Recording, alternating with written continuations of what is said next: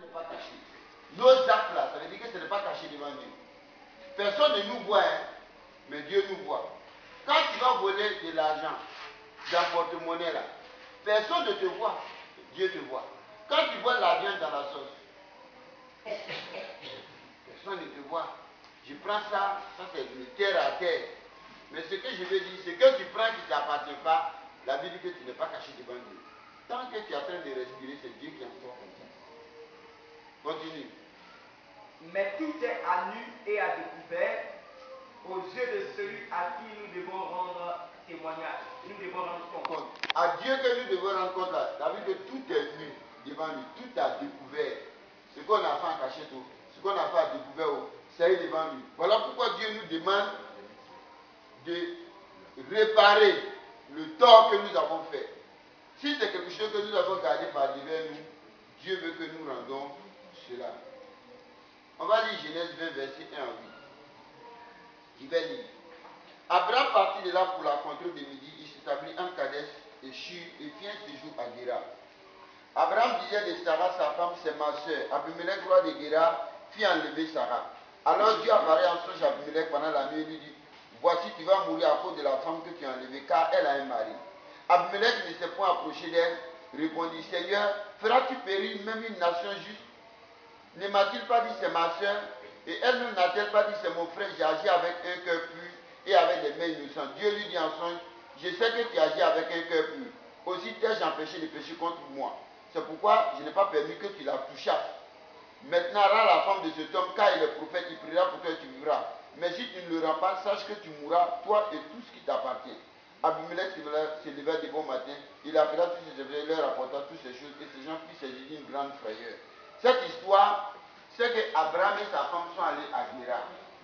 Maintenant, sachant que le roi qui est là-bas, là, ce qu'il veut, il le prend. Sa femme, Sarah, qui était à côté de lui, il a dit, ah, si on arrive, il faut dire que tu es ma soeur. Moi, je suis ton frère. Pour ne pas qu'on me tue. Parce que si tu dis que je suis ton mari, on va me tuer pour te prendre parce que tu es trop belle. Dans la réalité, c'était sa demi-sœur. Mais en même temps, sa femme. Bon, dans le temps, il n'y avait pas d'inceste. Alléluia. Et arrivé là-bas, donc on dit, ah, qui est cette belle femme-là? Bon, c'est parce que le roi lui-même là aussi, il a un appétit pour les femmes. Sinon, tu vois quelqu'un qui vient avec une belle femme comme ça, tu as besoin de demander. Il dit, lui pour sauver sa tête, il dit, c'est ma soeur. Elle aussi dit, c'est mon frère. Il a fait son parti prendre la femme pour venir. Et puis la même nuit, il n'a même pas touché la femme, hein. Il n'a même pas brossé un peu comme ça. Dieu a parlé, dit, toi, tu vas mourir. À cause de la femme que tu as fait, parce qu'elle a un mari. Il dit, mais Seigneur, il ne m'a pas dit ça. Oh. Il a dit, c'est sa soeur. Donc moi, je ne voulais pas faire du mal sur quoi. Il dit, c'est pourquoi même, moi, Dieu, là, j'ai permis que tu ne la touches pas d'abord. Parce que si tu l'avais touché, même tu étais déjà cadavre. Donc j'ai permis que tu ne la touches pas. Ce que tu peux faire là, va lui redonner sa femme, il va prier pour toi. Sinon, tu vas mourir. Alors le lendemain, il a réuni tous ses serviteurs. Il dit, la femme que vous êtes allé prendre pour m'envoyer là, la femme de quelqu'un d'elle, si vous ne voulez pas mourir avec moi, ramenez la femme.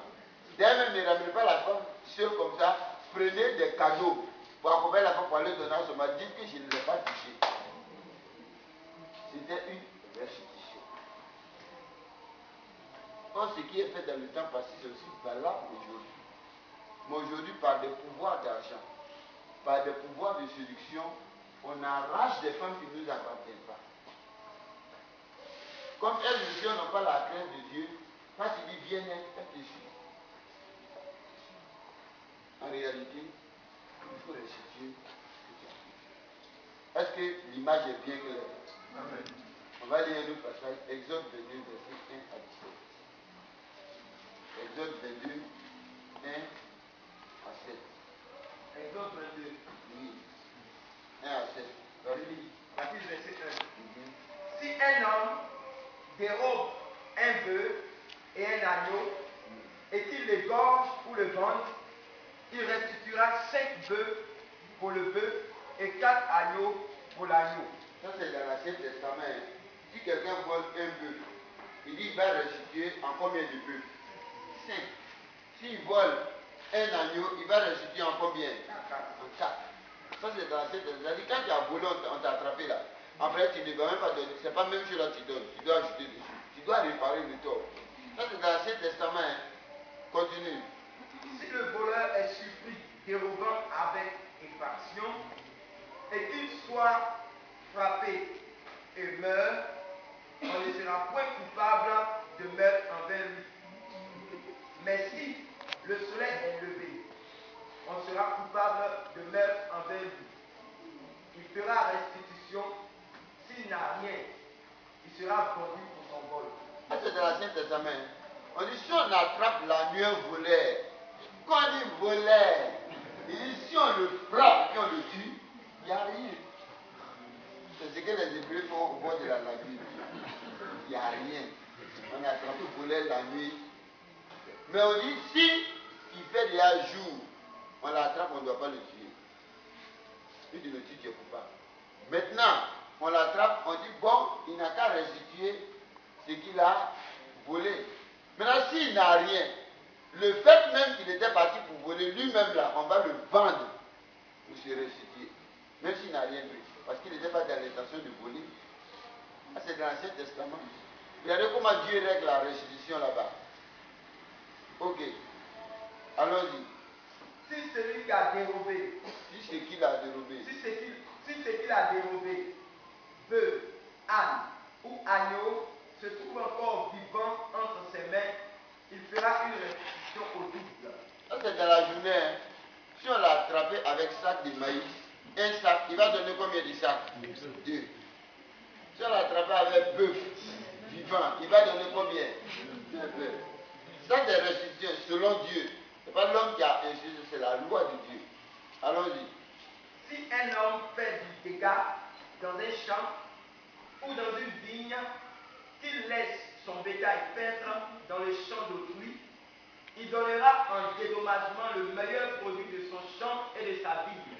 C'est ça qui envoie par là entre les feux là et puis les agriculteurs au nord.